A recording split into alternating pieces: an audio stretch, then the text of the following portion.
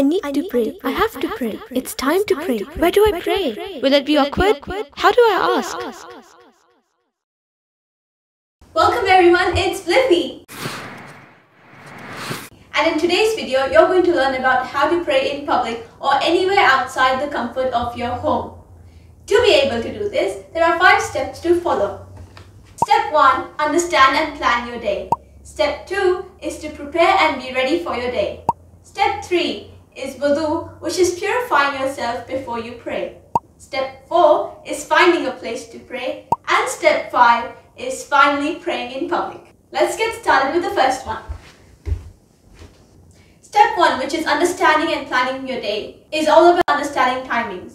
Check what times of the day you're going to be outside your home and which prayer times it collides with. So if you're going out this weekend in the afternoon and you know you're going to be back by around sunset, then it is likely that you will be out at Zuhr time, Asr time, and possibly even Maghrib time. What you need to do here is to understand how much time you have to pray each prayer. This mostly depends on the weather and season you are currently in. So for example, if it's winter, then you're most likely to have very short amount of time between Zuhr and Asr to pray Zuhr. And on the other hand, if it's summer, then you may have around 2 to 3 hours between Zuhr and Asr. And the same applies for any other prayers that you're going to be out for. Also, if you're outside for the whole day, then you probably only have to worry about praying outside in public until Maghrib, because if you're back home after Isha, then you have time until midnight to finish praying Isha. And you can do that at home if you know you're going to be back by midnight. Otherwise, Isha also counts in this planning. Step 2 is to prepare and to be ready for your day. Before you go out, check what you're wearing. Make sure it's appropriate to pray in. Many times, people make excuses to not pray because their clothes are not covering enough, or maybe they're not the cleanest, etc. etc. So don't wear what you cannot pray in. Also, if you are in a Western country, don't use the excuse that you're not clean to pray in terms of impurity on yourself just because you did not use water in the toilets, as there are ways around it. Comment below the different excuses you've heard for not praying. Also, I will have another video coming up where I will show you how to go to toilets in Western countries or in toilets which do not have water or bidets or sprays, etc. and still maintain your state of cleanliness. Next thing in dressing is socks and shoes.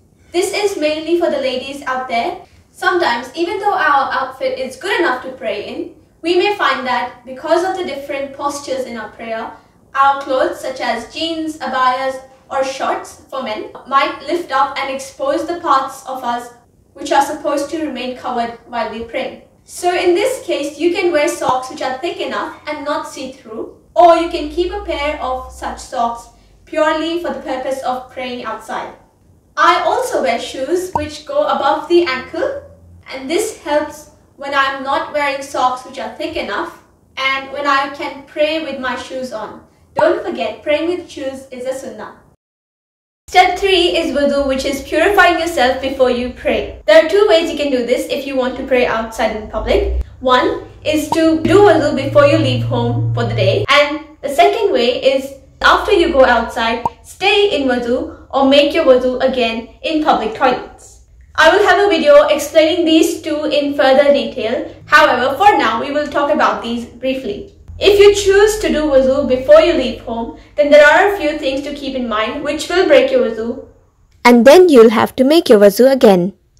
Step 4 is finding a place to pray in. What you have to do here is observe your surroundings. Can you pray indoors or outdoors? Make sure you keep weather in mind while finding a place to pray in as well. It would be great to have a place like a masjid, a musalla, a multi-faith prayer room, etc.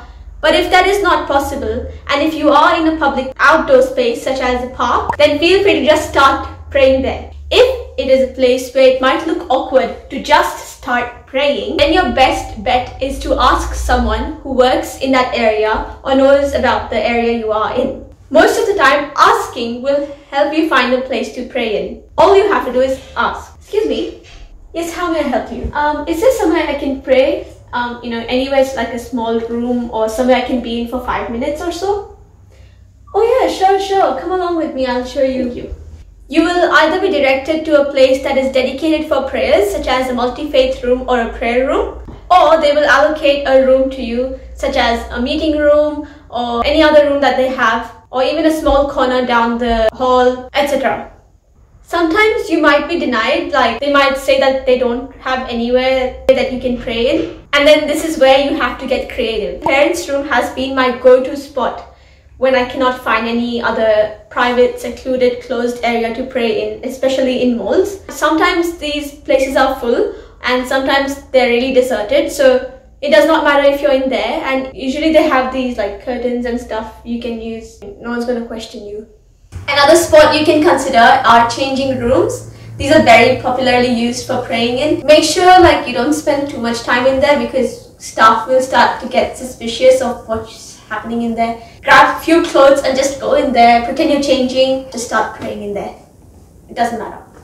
Your last resort or your last option would be to find a small corner where you're 100% sure no one's going to be around, and you could just start praying in there. Or if you want to make sure before you begin, just ask the staff if it's okay to pray in there. Most of the time they wouldn't mind, but sometimes they would, and they would say things like that spot is used for transporting items around, or staff walks in and out of that place, or it's used for storing something else, and it's understandable. It's just find another spot.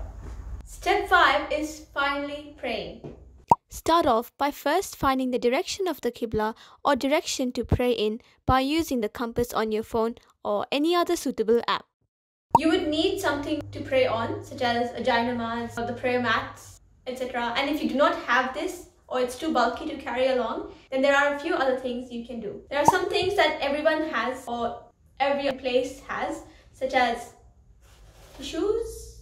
If you're in a cafe, you could use serviettes, they're more thicker. Or if it's a cold day and you've got a jacket, a thin shawl or something like that, you can just lay it down and pray on it. If you're worried about getting that dirty, then maybe just, if you have a plastic bag, or serviettes will do actually. Just find something that you can use to put your head down on and your hands, and maybe even your knees if you're concerned about that. But you don't really need to have a huge prayer mat.